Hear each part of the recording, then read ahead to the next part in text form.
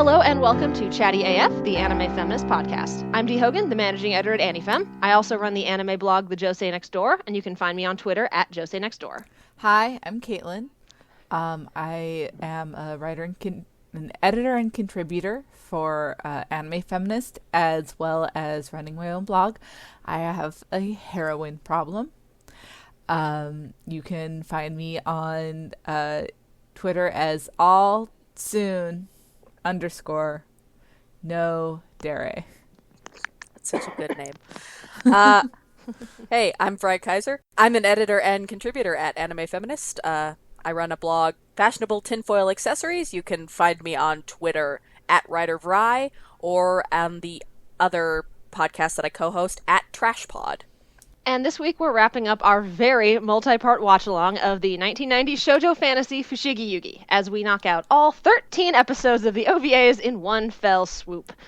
This includes the 9 episodes commonly referred to as either the Oni arc or just the Fushigi Yugi OVAs, as well as the 4 episodes of Eikoden.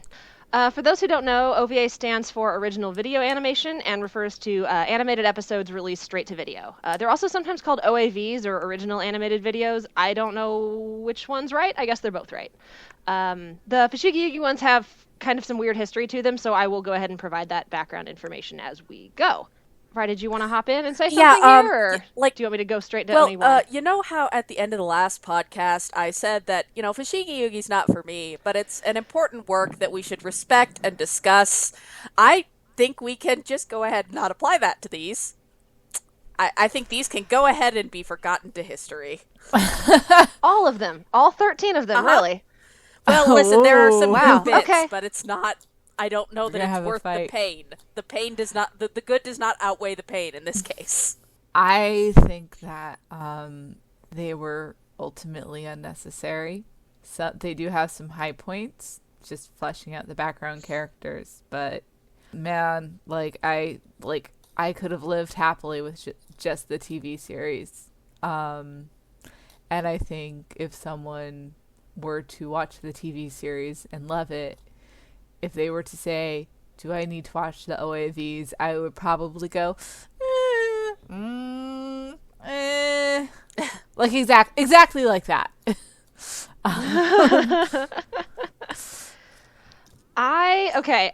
Oni 1 you can throw in the dumpster, Eikoden you can throw in the dumpster. I will fight for the existence of Oni 2 to my dying breath. Even though the thing that pisses me off the most about Fushigi Yugi is in that stretch of episodes, I think it does some really good things, not just with fleshing out the supporting characters, but the way it tackles some of the themes of the series, and attempts to make some... attempts to rectify a little bit some of the things that maybe didn't sit super well with me in the TV series. It's very much a sequel. It's not necessary, but if you care for the characters, I think that Oni 2 is something that you will enjoy, and that will. I think it has a very emotionally satisfying ending. So I have watched Oni 2 every time I've watched the show. When I show it to friends, I always skip Oni 1, and I'm like, you don't have to worry about Eikoden. It's fine. But I always show them Oni 2 because I think there's a lot in there that's really good. So the stuff that is good in this stretch is all undeniably concentrated there. Yeah. Oh yeah, absolutely. Oh yeah.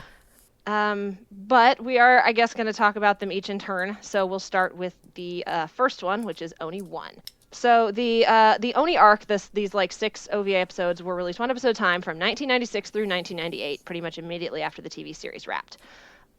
They tend to all get packaged together, but as we've been talking about them just now, you kind of need to place them into 2 categories, because Oni 1 is the first 3 episodes and Oni 2 is the last 6. It's why they have different opening and ending themes and kind of a different vibe. Oni 2 is an adaptation of part 2 of the manga, and we'll get into that a little bit later. Oni 1 is 100% anime original and is basically a drunken fanfic. That's the only way I can look at it. The story in the the fan verse at the time went that the reason they made Oni 1 was because they felt like some of the minor changes they made at the end of the anime didn't connect well with part 2, and that they needed a bridge arc to make them on the same canonical page. Ah. That doesn't really make sense to me, but that is the reasoning that I have heard, is that it was intended to bridge a perceived gap. Having read the manga, I don't see the gap, but supposedly that is why Oni 1 exists. Mind the gap. I've seen Oni 1 like I think twice, and I've watched the entire series 6 times. I usually skip it, and I tell everyone else to skip it because it's just incomprehensible and bad. I have almost nothing to say about this. Do you guys have anything you want to say about Oni 1? Wow, I'm glad it was anime original because the fucking shit with Nakago, I can't. I think the first episode actually seemed like it was setting up something kind of cool, but yeah, like the idea of who carries on the legacies of these people who maybe don't technically exist, I think is an interesting one. Like that's a good fanfic. That's a good fanfic. Well, and also like Tamahome is Nakago. What's going on? Like, it's strange and it's confusing, but then it just sort of like it sort of hand waves that all with like, oh, it's Kodoku. Oh, it's illusions. Oh, none of that was real. Yeah, like, Tomo survived somehow. So, yeah, Tomo survived somehow. And then they killed off Amiboshi, just so everyone knows Amiboshi is alive and well. Thank you very much. Oh, apparently, actually... So is Koji. So is Koji, damn it. The Eikoden novels apparently actually established that Amiboshi is alive, despite... despite what you may believe. And also, like, the second episode does have a pretty good fight between Tamahome and the bandits. I think... Oh, like, yeah, honestly, it's dramatic as hell. That scene was very, like, the first time I watched it, I was like, oh, shit, this is pretty intense. Yeah, like the first episode and a half of it, I think, is actually setting up something really interesting and solid, and then it hits the midway point, and all of a sudden, nothing makes any goddamn sense. Characters are coming and going for no reason. Tenko is, like, cackling for, like, and you're not sure why. Like, Twincest is happening more explicitly this time. Yeah, like, there's just, like, fucking incest everywhere. I don't even remember what happened in the third episode because it's such a crazy fucking jumble right up to the end, like right up until the very end in the scene on the mountain where it's like, yeah, actually, like, Tamahome can't live with you, and that's such a big retcon. Like, it also, like, that doesn't seem to really totally make sense with the end of the TV series because we already established that he can't. Him just being Tamahome in her world doesn't jibe with the end of the TV series. Like, they have the ending where it's like, oh, some dude with memories from when he was a child at the end of this, at the end of the show. But then in the first OAV, he's just Tamahome. Like, it's incoherent, and it's logically inconsistent, and it's just bad. It's really bad. It's just bad. It is, well, and again, the reason a lot of the time I'm like, oh, you can just skip it is because it has no actual effect on the story. By the end of that third episode that, like you, Caitlin, I just kind of clocked out on because I was like, I'm watching this, but I'm not even trying to make sense of it because there's way too much shit happening right now. By the end of it, we just reset to where we were at the end of the TV series. Yep. Tamahome is reborn as a man of Miyaka's world, and that's where we were. So I don't understand why somebody thought there needed to be this bridge arc, especially when you could have taken those 3 episodes and fleshed out part 2 of the manga a little bit more, which ultimately I think a lot of the cuts they made were good cuts, but it wouldn't have been a terrible thing to give it at least one more episode, I think. My memories of the second part, I've only read the second part of the manga once. My memories of it are not super clear. I read it I reread it as we were watching. They do a remarkable job of cramming 5 volumes into 6 episodes. Like, it's genuinely impressive how strategically they cut and what they keep and how they kind of help things make sense, even though they tend to be moving fairly quickly. But there's some stuff, especially in like the early chapters, that we lose, that it would have been nice to have, that establishes kind of what's going on a little bit better. And there's some really nice stuff in the early going, where you see that Yui and Miyaka's friendship is like very strong and supportive and cute. Yeah. And they had to just immediately dive into the story. So you don't get very much of that at all in the anime adaptation. Overall, though, I think it's a really good adaptation because they also cut a lot of bullshit. Really, that was the cut version of the bullshit, because there is still some bullshit in there. Oh yeah. Yeah, no. There's a whole extensive arc where oh god. Okay, so are we done with Oni 1? Yeah, no, fuck Oni 1. I should back up. Okay, yeah, no, Oni 1 is don't watch it, people. We watched can't it discuss for the sake it of completion. We don't even know what the fuck happened. Well, and that's the thing. There's no real character development. There's no real thematic purpose to it. Like, as much as I don't like Eikoden, I can at least say that there are things. I can at least talk about things it is trying to do. Mm-hmm. But with this, I'm like, I have no idea. I've tried, and I got nothing. So I guess, should we real briefly touch on the Omakes? Did we want to talk? Yeah. Like, before we dive straight into Oni 2, we should probably touch on the Omakes. And let's go ahead and just talk about, like, all of them for both Oni 1 and Oni 2. Folks at home, Omake is basically just means like an extra. And we're referring specifically to the little goofy shorts that appear at the end of the episodes after the credits and the next episode previews. Boy, I thought those Oni 1 Omakes were hilarious when I was like 13 or 14. Oh boy, so did I. Well, and like, I still think the first one's pretty fun. Yeah. I think the first one where they're all just fucking around on the bus is pretty good. Yeah, no, that one's that one's pretty good. And like, I prefer I prefer the style of omake that's our characters are actors and here's them OOC hanging out, to the Oni 2 ones that are, basically gag reel flubbed takes, most of which I didn't feel like landed. Mm-hmm. It's kind of, well, I feel like the gag reel ones actually had some pretty funny ones. They got dark. There's some of the gag reel ones I really like. There's one that is 100 times better in English than it is in Japanese, which is an odd thing for me to say about this show. Oh, really? Yeah, it's the really mean one where Mitsukake, where he's like all sat in his bed and Mitsukake's talking to him about his past with Shoka. And in the subtitles, it's just like, yeah, we were really in love, nothing like you guys. In the dub, the actor just lets it go. Oh, and yeah, he's like, Richard we Epcar. were in love, not like you guys. It's like, oh my god. Richard Epcar's a really funny guy. It's Richard Epcar. I fucking love Richard Epcar. We had this conversation. I know. I've forgotten. We definitely did. It's been a long time, you guys. Anyway. But no, so he's a funny guy. He's got a dark sense of humor. He clearly let it fly in that line. He was like, let's just milk this for all it's worth. I have to talk in a monotone the rest of the time, so I'm going to have fun here.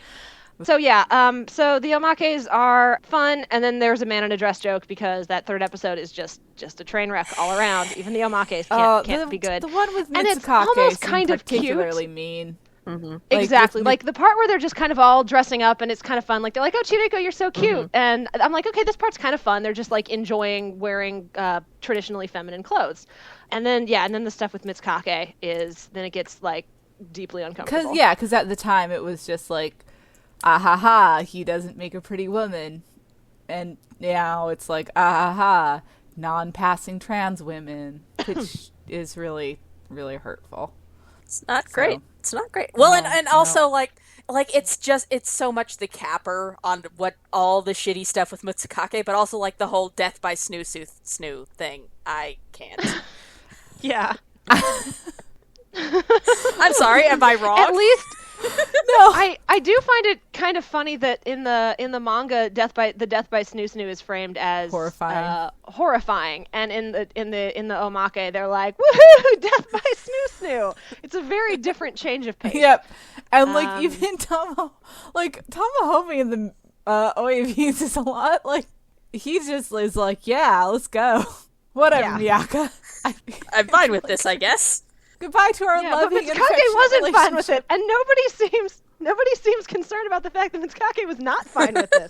That's not good. Oh God! So Yeah, it's a mess. It caps a bad episode. There's that third episode of the OVA is maybe the worst episode in the entire series, and that is saying something. Just in terms of it accomplishes nothing and goes nowhere, and doesn't make sense. So yeah, that's Oni 1. We got 10 minutes out of that, I think. That's kind of what I figured. It's okay. We're gonna talk about Oni 2 forever. There's a lot to unpack. Yeah. Some kind of quick background information on it. It is, like I said before, it is an anime adaptation of part 2 of the manga, which is volumes 14 through 18. 5 volumes of manga and 6 episodes of anime. Shockingly well done, all things considered. The main bullshit that I was talking about earlier that they cut out is there's a bunch of stupid stuff with the woman Miru, the female demon. Like she strips Taka down and fakes like he forced himself on her. Oh god. And it's terrible. Oh, you're bringing back memories I and then thought I had forgotten. And then there's a whole subplot where Keisuke's pissed off at Taka and doesn't want him anywhere near Miyaka, somewhat understandably so given what he thinks has happened. And then Miyaka's mom finds out about them wandering around, and they were actually gone for 2 solid months instead of the usual book time. There's a lot of unnecessary complications in the manga that the anime streamlines down and goes, you know what this story is about? This story is about these supporting characters and kind of their arcs, and then there's kind of one big arc with Miyaka and Taka, and we're just going to talk about that. And I appreciate that. Kind of a fun fact about part 2 of the manga, in Watase's author's notes, she says it was written, quote unquote, by request. And it is pretty heavily implied that her editor and maybe the publishing company were basically like, hey, keep milking this cash cow. It's really successful. Keep writing stories about it. So it was not part of her original plan. And as a result, she kind of tends to think of it. She's like, it looks like a continuation, but I think of it more as a sequel. It's kind of, I wanted it to kind of do its own thing and have its own feel. Yeah. I mean, yeah. And I think it does. The part 1 just, it wrapped up. It wrapped up wonderfully. It did, absolutely. Yeah. So one thing I think part 2 does well is it's somebody going, okay, well, if I am going to tell another story in this world with these characters, what am I going to do with it?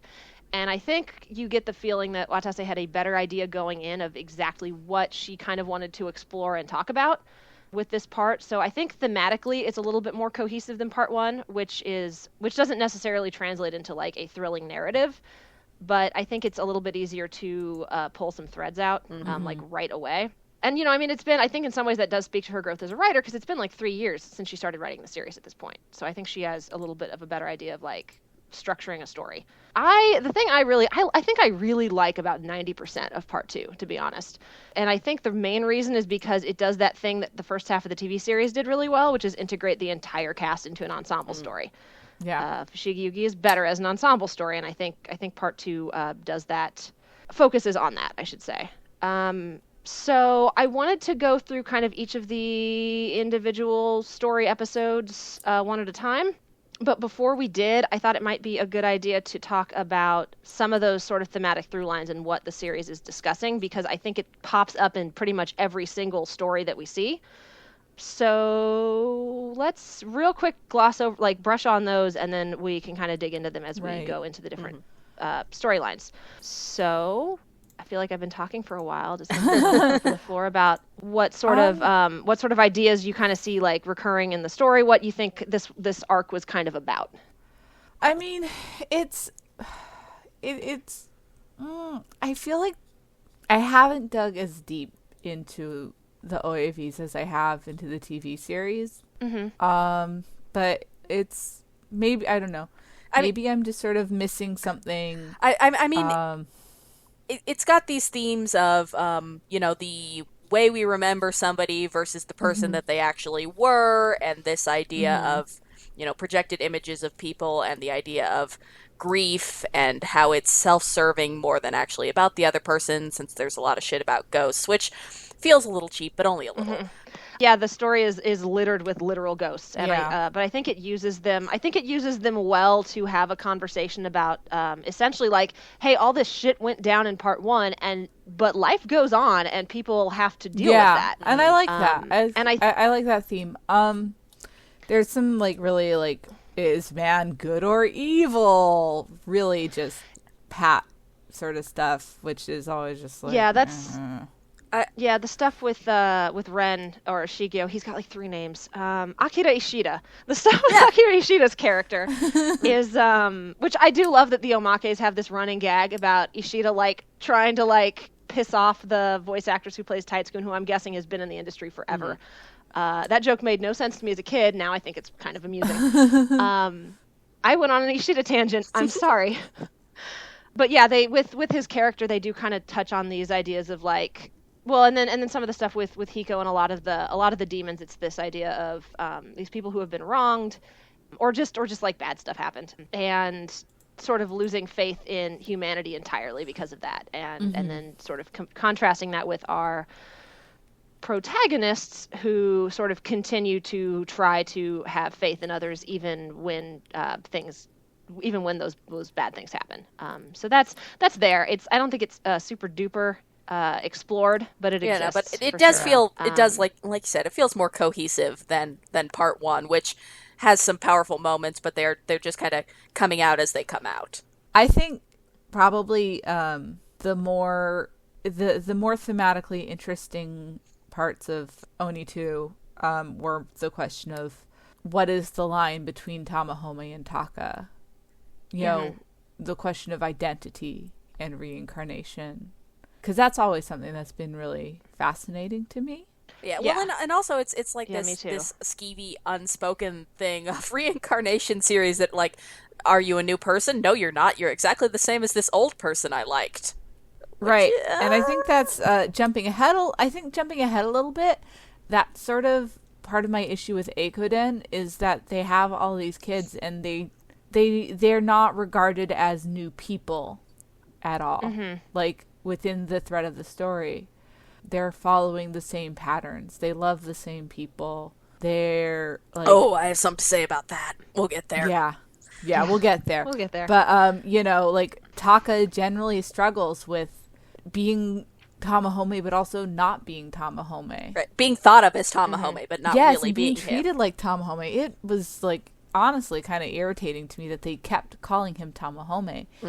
Well, and I think he should have, like, if this was something that he was feeling insecure about, like, I think he deserved to have a moment where he turned around and he's like, I'm not Tamahome, I'm Taka. I was Tamahome, but I'm not anymore. Well, and I don't think he gets to a point where he feels that way until the very, very end. And I don't want to jump. Okay. All right, sorry. I guess we can talk about Taka now. Sorry. Yeah, I didn't want to jump too much into specifics at this point. I kind of just wanted to talk sort of general ideas, and then we can that way when we touch on them later, it doesn't sound like they're just coming out of nowhere. Okay. The other part of that conversation about reincarnation, I think, is kind of on this more meta level of like the fiction and the reality. Like, you find somebody who's kind of like this character in a series that you really liked, and then you meet them in the real world. And Miyaka sort of ending up with this choice between the two. Yeah, and I think that's if Miyaka doesn't. We'll talk about it more later. Miyaka doesn't really have like a proper arc in this one, like she does in the TV show. I don't think, but I think there's reasons for that aren't necessarily bad. It's not. I mean, it's not her. Her story is pretty much settled. Yeah. Well, and I don't hate that, because I think it's nice to have a character who has grown up, and then when you tell the sequel story, you get to see how that character has matured, and you get to see them as the person they became at the end of that first story in the stories of other people. Yeah. Because I don't think part 2 is really Miyaka's story. I think it belongs to Taka and the other warriors. I agree. I do want to say, going back to Oni 1 a little bit, like the part at the end where she completely fell to pieces because she was getting the news that Tamahome couldn't live in her world. It's like, I get it, but I also was a little frustrated with it because it felt like it was sort of walking back her development I didn't like in it a either. big way. Like, it's like, in another context, it would have been this really powerful scene, but that's already been settled. She already accepted that. Yeah. So, like, why are we rehashing this? And, like, yeah, and like I said, like, that's part of what I don't like about Oni 1 is it just walks things back to reestablish them again. That's why Oni 1 didn't exist, guys. Just here. It's like Matrix 2 and 3. It didn't exist. Just wipe it from your memory. It's fine. Though that actually, kind of talking about Miyaka and sort of her role in this arc, I do like she kind of becomes sort of like this ringleader, kind of emotional core character, where she's sort of pushing people on and kind of, we'll talk about this a little bit with like the Chichiri arc, but is sort of encouraging people and talking to them and trying to like help them work through things. And I like that you see that progression of her into the sort of responsible, empathetic person you could see her becoming in the show, and then you really get to see her be that. I also think it helps in some ways kind of not, I don't know, again, I don't know if rectify part one's shortcomings is exactly the way I want to word it, but it creates like a little bit of gender parity with some of the things in part one that maybe irritated me. This gets lost a little bit in the anime. It's I think it's a lot stronger in the manga. There's a focus on Miyako really wanting to be the one to protect Taka this time. Right. And save him and make him be safe, whereas in part one, a lot of it, like Miyako does save the day in the end, but a lot of that is her being, protected and saved by other people up until that point. And so I like that switch. I like that all the love triangles this time are with dudes, and the men be competing, and the one female friendship we have is like just loving and nice and simple. And then Taka has the Miyaka arc basically of like needing to gain confidence in himself and figure out like who he wants to be and what he's going to do through the support of these other people. So those are some things I like about it. And then I think the big sort of overarching idea at the heart of part two is Watase wanting to explore love in all its many forms, and the fact that it can be both productive and destructive, like almost simultaneously. And I think every story we get touches on that in a different way, whether it's families, and that can be parents and their children, or spouses or siblings, friends, lovers, or people you maybe think you want to be your lover. We'll get there. And so I think it does that really well in all of its in all of the stories it tells. Right. And so thematically, I think it is very cohesive in that regard. And I really, really like that it's a story about love and it's not just about romance. It spends a lot of time on these other relationships that are depicted as being, just as valid and powerful and important to people. That's true. Absolutely. And I think Watase is better at those other kinds of relationships. She is much better at in general, which is why a lot of these stories we get about the supporting characters, I think, end up hitting a little harder than the main story. Although by the end, somehow I am devoted to, or committed. What's the word? Resigned? Invested? I'll think of it. I'm invested. Thank you. At a certain point, I find myself invested in Miyaka and Taka, so it happened, I guess. You go through enough shit, and your audience is like, oh, yeah, I actually do want you guys to be happy. You've been through a lot. I don't know how I feel about them being the literal embodiment of love, but you know what? Fine. I've spent enough time with them at this point. Fine. You kids go have your happy ending. So, yeah, let's, we've kind of, again, I hope that was okay to you guys, that we kind of talked about it in sort of these broader terms, and then we can kind of zero in on the individual stories. I thought that would be easier than just like constantly rehashing what was going on as we went. So hopefully that was okay for our readers too. Listeners. Whoops. Words are very hard.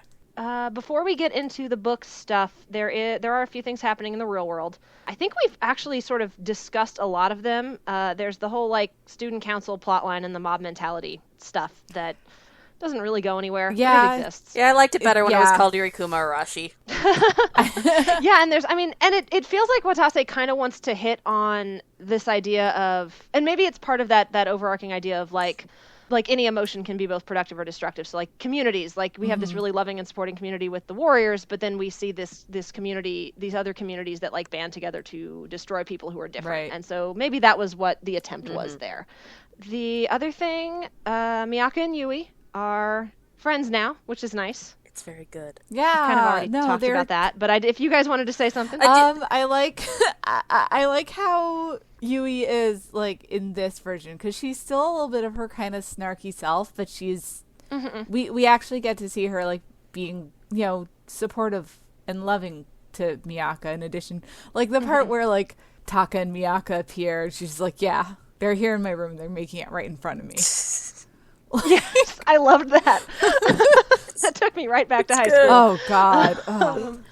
Just, I want Yui to have a good time, and she has such a bad time in these OVAs. She doesn't. They pull her as far out of the story as they can. I almost feel like that was an attempt to have her have less of a bad time, because everyone who's deeply invested in these stories has a much worse time than Yui does. Yeah, it's true. It's true. But she doesn't have a great time. It's definitely. She's more of a support character alongside Keisuke and Tatsuya. Which, you know what, it makes sense. Like, her arc is also settled, and she doesn't have all of this unfinished business with her warriors, because they were garbage. Yeah, and they all died. They also all died. Or lost their memories. So, yeah, there's not... Although, I guess death means nothing in this world. They could have come back as ghosts. They just chose not to. They did in Oni 1. They did. They kind of do in one of the light novels, kind of. God. Nakago gets stuck. Nakago gets stuck protecting the Shinzaho because the spirit has to protect the Shinzaho. So he shows up in one of the light novels for a little bit because of that. That actually sounds kind of that light novel is good. In that light novel, Tasuki and Chichiri briefly join the circus. Hooray! That sounds really good, actually. I want that light novel to be. It's Sambo Den. It was a part 1 and 2. Oh no, I'm going on a tangent. It's a bridge story between part 1 and part 2 of the manga. So it's like, what were Tasuki and Chichiri up to during these 2 years? Mm-hmm. And the plot's kind of convoluted. It involves the Shinzaho. But they meet up with these 2 girls who used to belong at a circus, and they've kind of got a hold of the Shinzaho, and they're causing some troubles. But the girls are pretty fun, and there's a vengeful ghost of a dude. So the guy dies this time, and the girls live, which is great. That's not always the case in the light novels. Right. Anyway, Tasuki and Chichiri get into scrapes. Koji's in it a lot. And then at the very end, the girls go back to the circus, and Tasuki and Chichiri travel with them for a little bit. And I'm like, why couldn't you have animated that one? I want to see that. It has story. besties and bandit husbands, and we didn't get this? Oh, man. I know. Okay, so do you think we should briefly touch on the elephant in the room, which is Yui and Tatsuya's relationship? I hate it. Also, Taka is the same age as them, it seems like. I don't care for that either. The manga establishes that Taka is 18. He's in college, but he just entered college. Okay. And if you want to get really technical, Miyaka and Yui were in the book for a year. So Miyaka celebrates her quote-unquote 16th birthday in the manga, but she's 17. So they're 2 years. They're basically a year apart. Yeah, yes? we had this convo, I think, more off screen, if you will, and we'll probably post a version of it on the website. My short version of it is Miyaka and Taka, I guess, don't really bother me because, they were 15 and 17 when they got together, and now they're transitioning together, whereas Yui and Tetsuya kind of bother me because he was much older than her and more mature and a legal adult before they became a thing. Right. And he is a legal adult in Japan terms. He is, I looked it up on the wiki, and maybe that's not the most reliable source, but according to that's the only source we have, and according to that, he's 20 in the TV series, and Yui is 15. It's Tatsuya and Yui's relationship is pretty sketch. We listeners, we actually we had a conversation about this the day before we recorded this. That was pretty extensive about age gap relationships in general, and also talking about Yui and Tetsuya here. We are definitely going to post that. By the time this goes live, it should have been posted like a few days prior. So we'll link it in the actual post for this on AniFem. You can go to the website and probably just search for Fushigi Yugi, and you can track it down that way. We're going to have so much Fushigi Yugi content. We are. It's going to be great. All Fushigi Yugi all the time. Okay, maybe not that much. Not quite that much. Lots of Fushigi Yugi content. But yeah, so we go into this discussion quite a bit more in depth there. We've got a lot of other stuff we want to talk about on this podcast, so we decided that since we'd already talked about it, we're not going to spend a ton of time on it here. Yeah. Anyway, all right, let's move on. Dee, what do we want to talk about next? We are going to go from that into the first of the major arcs in the book world, which is Hotohori's story. It is the story of spouses and children. That's the love we're exploring today. I was hoping that this one would hit me harder than it actually did, but there were just parts of it that were so ridiculous. I know. That there were some moments that were just like, oh, but I was really expecting it to be like, oh my gosh, this character Hotohori has a son. He's a dad. And I don't think I've talked about it too much on the podcast. Is a running joke that I have a thing about dads, and I kind of do. But it's a lot of it is more to do with the whole like transformation from being just like a person to a person and a parent. Does that make sense? Mm-hmm. Like the you suddenly have, you know, this different role in this tiny person's life. So like I was really, really hoping for it to hit me hard, because as much as like Hotohori irritated me constantly, I still have some affection for him, just like I have, you know, some affection for everyone in Fushigi Yugi except for Nakago. That guy. So yeah, I was a little bit disappointed that all the like absolutely insane shit kind of distracted from that. I kind of dug it. I mean, it's dumb. It's unquestionably dumb, but it's dumb in that very sincere Fushigi Yugi way that I kind of respect. Yeah. There's a certain magic to Fushigi Yugi, and I realized it as I was watching this episode, and I think this is true of a lot of anime that I enjoy, where I can be just like neck deep in a scene that's like very emotionally affecting. Hotohori leans down and his kid sees him and his kid toddles towards him and then falls through him and can't actually hug him. That's a good moment. And I'm like, that was a oh no, that was a powerful moment. I say feeling lots of emotions. I also kind of dig the sort of metaphor. Sorry for talking about metaphors in Fushigi Yugi. Of this idea of like of deceased parents, or I mean, really any relative, but I think parents in particular. This idea of you can hear stories about them, you can see pictures of them, all this, you can sort of see them, but you still can't touch them. Mm-hmm. And I think that moment really hammers on that really hard. This idea that like, no, there is this level of separation there. Right. They thankfully have fantasy magic, so they can kind of work around this briefly. But then that is what's going to go. That's what's going to happen again. Like this is a very just short reunion moment. See, I was distracted by Yugi. I was distracted so much by anime. Taka. Exactly. No, the magic of it is that I'm sitting here like, oh, and I'm like sad and I'm almost tearing up, and then Taka's like, enter me, and I start laughing and I chuckle and I'm like, and I start laughing, and then Hotohori gets to hold his son and I'm immediately back into being emotionally like, oh, this is sweet. And the fact that it didn't completely pull me out of the scene, I was like, there is something amazing about. I think a lot of anime does that, where like something just ridiculous will happen and you'll kind of snort, but you're still in it. Like you're like, I'm still in this moment. So see, whatever you did. The English line was, "Come into me, please. Use my body." That was just too much. No, see, it's a callback to the blood threesome. This is all very intentional. I'll never forget that weird scene. And that was just sort of building on, like, and I mean, first it was like, and I mean, this is my weird, like, I have knowledge of child development that like most people don't necessarily. Mm-hmm. But when they're like, oh, he's a year and a half old and he's never said a word in his young life. And I'm just like, so? Well, I think they said he's not made a sound. Oh, see, in the English version, I'm pretty sure they said he hasn't said anything. Mm-hmm. Well, yeah, but said anything, like, I think I don't think it's like he hasn't said his first word yet. I think it's more a matter of like, he's never even made like, you know, cooing noises or babbles, which would be surprising at that age. That would be strange. Okay. Yeah, that makes sense. But like the ridiculous things just sort of kept stacking up, and maybe I just wasn't in the right frame of mind, but like when they're like being suspended by tentacles and begging this baby to put down his teddy bear. And then Hotohori like possesses him, and now he is a baby with a sword. Oh God, Hotohori's voice coming out of that child never fails to just make me crack up hysterically. Like, okay. I'm like, oh no. Like the whole episode was so ridiculous, but some moments did really hit. Mm-hmm. And I don't know, like his speech at the end too, and I don't know if it was just a difference in the performances, because his dub actor generally does a pretty good job.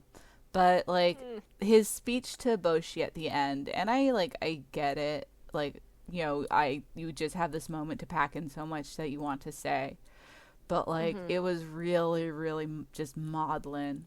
up until the very, very end, where he's sitting there like, like the whole speech is like, be a good emperor, be good to the country in the way that I couldn't have been. But at the end, when he's just talking about like how much he loves him, that was what hit. Mm-hmm. Yeah, the sub sells it better, I think, and also Koyasu Takahito is a very, very good voice actor, so I'm sure that helps. I also appreciate Hotohori acknowledging that he's a shit person. That was good, right? reaffirming.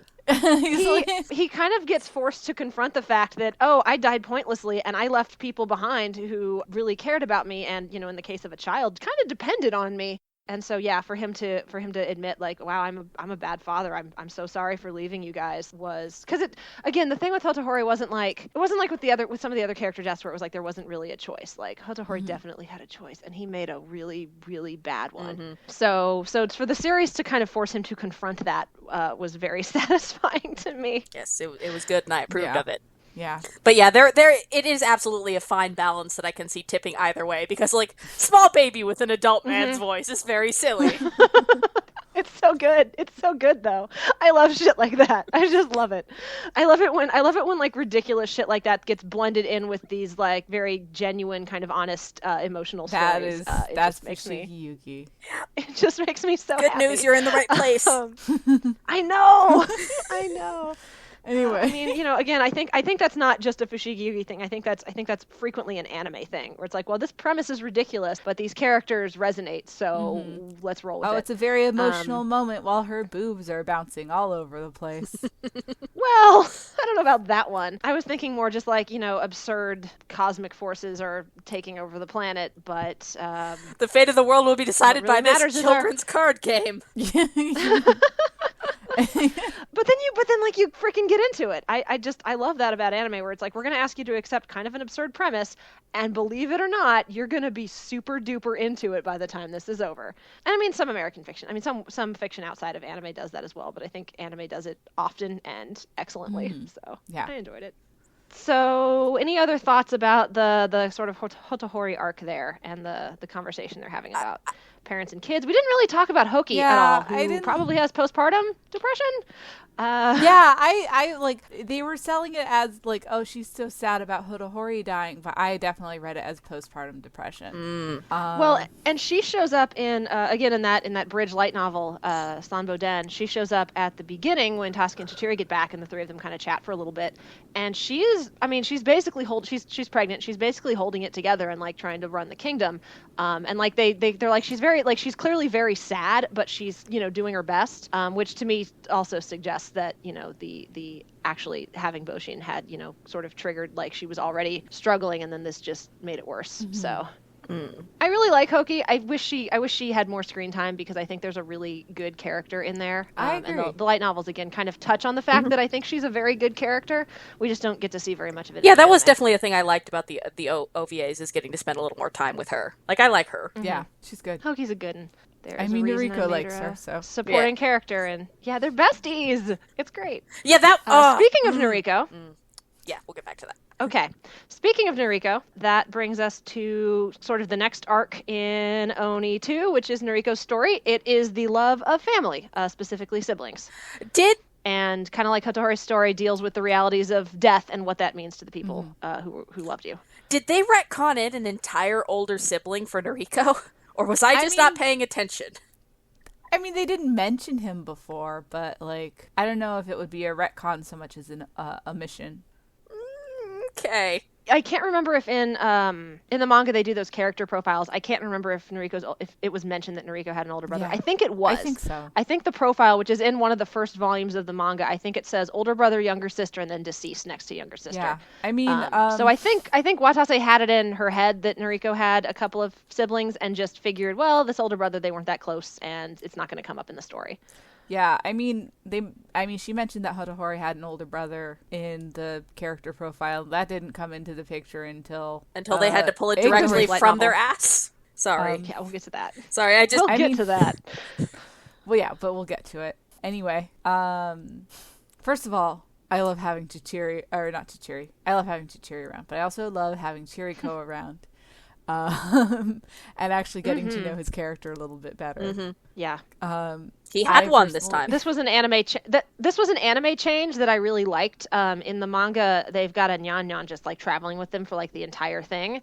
And Chiriko doesn't meet up with them until the very end. They do some like the manga does some stuff with Chiriko's character, but it's very different, and I prefer what the anime did. Yeah, and I mean, I personally like to think that this was what his personality always was. We just didn't get to see it, or he's kind of a like how do I put it? Not bratty, but like he's like Yui. He's a beautiful snark teen. And I'm here for he's it. just kind of temperamental, because that felt more like authentically 13 years old than anything that Chiriko has done at any point, because he's written more like he's drawn and written more like he's like 10. Yeah, or when his power activates, he's super mature because he's like extremely intelligent, which isn't how maturity works, but that's okay. I know some very smart people who are very immature. Yeah, so that's an element of the story that's probably worth criticizing. Yeah, there's a lot of, and I think you get a little bit of that sense of like Chiriko's frustration in the manga when he's upset because his symbol doesn't always appear, and so he's really frustrated that he can't always be a member of the team, and he feels useless when he doesn't have that. And so I think a lot of that sort of pent up frustration definitely manifests in this interaction with Roko, who is alive but not really living, and Chiriko's very angry about that. Yeah, no, it's unexpected but nice. I wrote a fan fiction about Roko. Aww. Many years ago. Over half my life ago. What is time? What even is time? What is time? It's weird. Anyway, we're gonna have that conversation multiple times during this, probably. But anyway, like I think he's more interesting as a concept than an actual character. I think he's extremely unlikable as a character.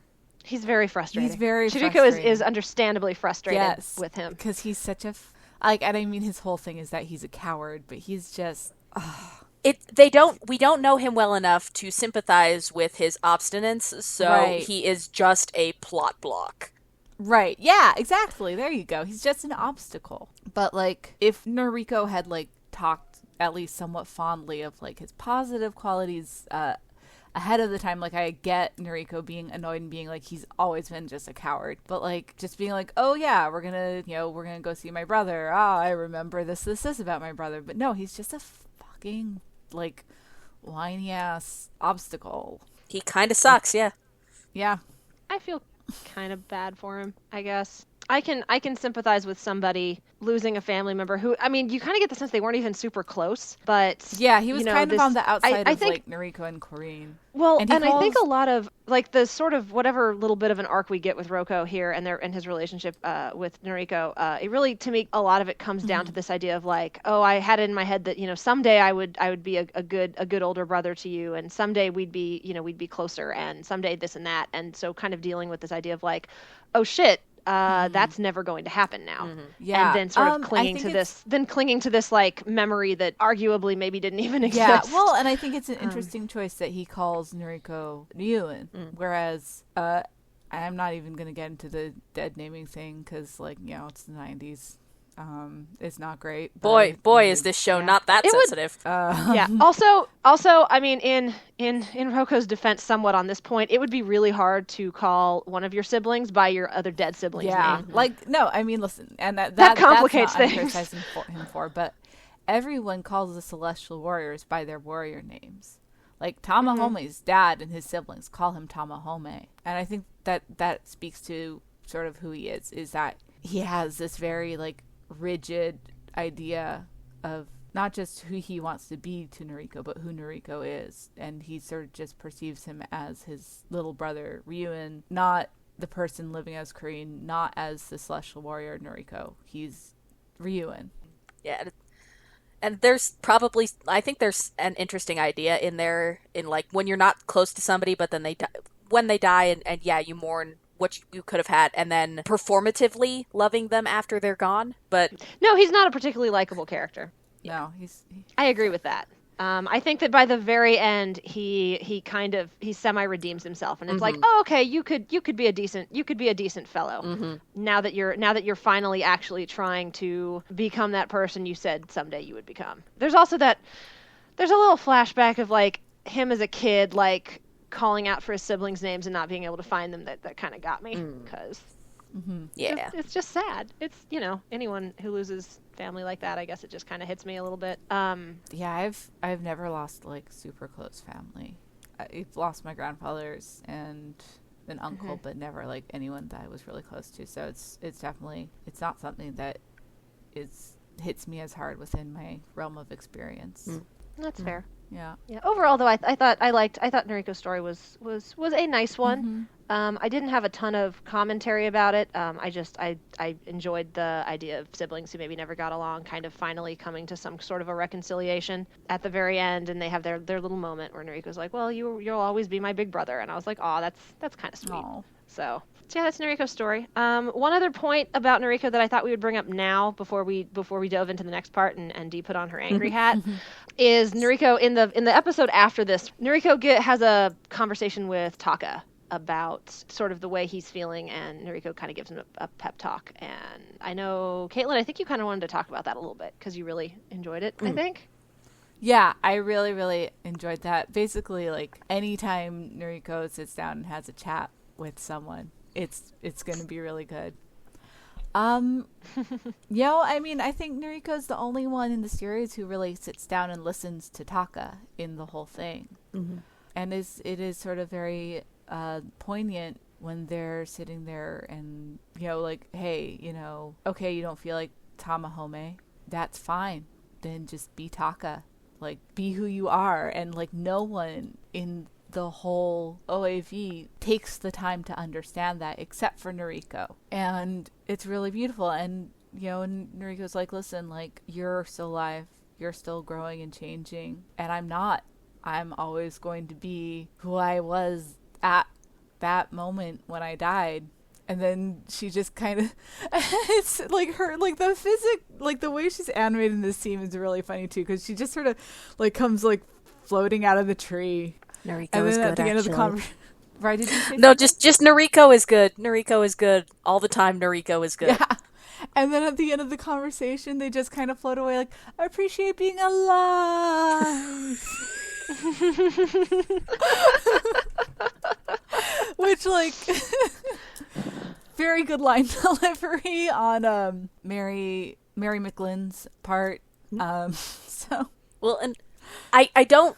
In fact, I'm pretty sure that Watase didn't think this through because of all of the history of how Nuriko is written. They're just the cool, really supportive sibling character, which is great. But also, like, of course, Nuriko is the one who is able to sympathize with Taka about somebody impressing a personhood that is not his on him. Like, of course they understand that. Yeah. yeah, of course. Yeah, I thought about that's a that. good point. Yeah, I thought about that too when it was happening. I was like, this is probably unintentional, but it's still very good characterization. Like, Nuriko is your gay aunt, and it's good.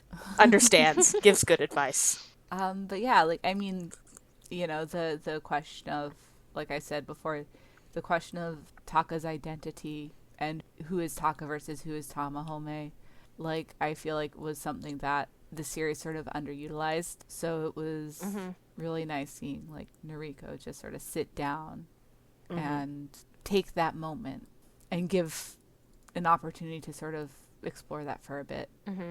And it's and to kind of accept that. I mean, it's somewhat it's a little unfortunate that Nuriko keeps referring to Taka as Tamahome after that scene. Yeah. I mean, and there's an argument for, well, it's just habit, and they're in the middle of, and most of the time they're in the middle of like battle and danger, so like you will sort of default back to those modes. But, like, you'd think Nuriko would but- take care with that for those same reasons that would. names are important. Yeah.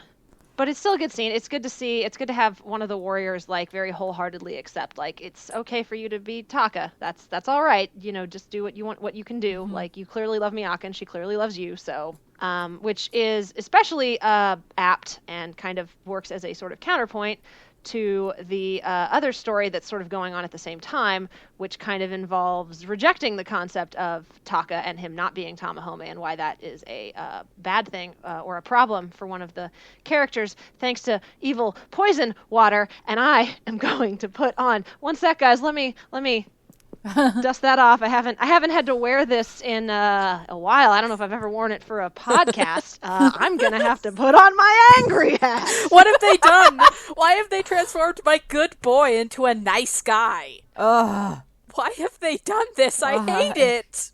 What about his bandit husband? Well, that was always non-canonical. I mean, it's there. It's definitely there. But you guys, I hate this. I hate this scene. It's I hate really this, I hate this bad. arc. It's really bad. Okay. Let's talk about this. There's a lot going on. Some of it I think maybe is of value, and we'll talk about that in a minute. But right now my angry hat is on, so we're going to focus on that. This scene tackles, in a lot of ways, it kind of reminds me of the rape episodes in the TV series with Tomo and Nakago and all that bullshit, in that I think it tackles a very real nightmare. The nightmare here is the nightmare of having a trusted friend who you have always had a really good relationship assault you. Like that is a nightmare that I think a lot of people, especially women, there's this like almost ever present concern in the back of your heads when you start to make friends with somebody. Always, yeah. Particularly men. And the scene in the room is so damn raw. It's written so Miyako wakes up and like immediately knows that something's wrong, and she's trying to walk this line of like, I need to get out of here, but I don't want to piss him off because I can tell right now that I'm in a very dangerous situation. Yeah. And it's really it's very uncomfortable to watch. Yeah, I do think sorry, go on. No, go ahead. Well, I'm really impressed by the scene before, the actual physical assault, but I feel like the framing of the assault is very much in that sort of bad shoujo sexualized rape thing. Yeah, because it's like, my thing is that it's like, the water makes him do it, but like it still feels like there's been a buildup where Tasuki's like it's not making him do something that he does not have some desire to do, where he's like, oh, I could make Miyaka happy. She's so sad all the time when she's with Taka, and I could take care of her. And I think the anime really fucking plays that up too. The anime plays that up like crazy. In the manga, the sense is more like, this is a good friend I have. She's clearly upset. I wish there was something I could do to make her feel better.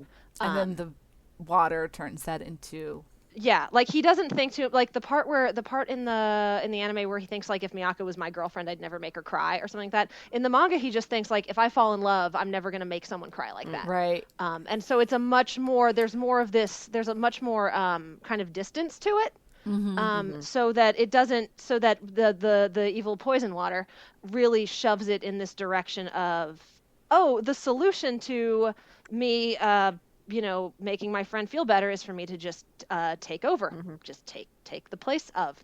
And I really want to talk about that. We were definitely, I think there's some kind of interesting, valuable things in here, but can I just be angry for a little bit longer? Yeah. No, there's the horrible, like, oh my God, maybe it is partly the way the anime decides to frame it, but boy, hey, how about all men secretly want to rape their friends deep down? God. Yes, yes. What the hell? Fuck off with that, because like, okay, and this is speaking as someone who has a lot of really close male friends.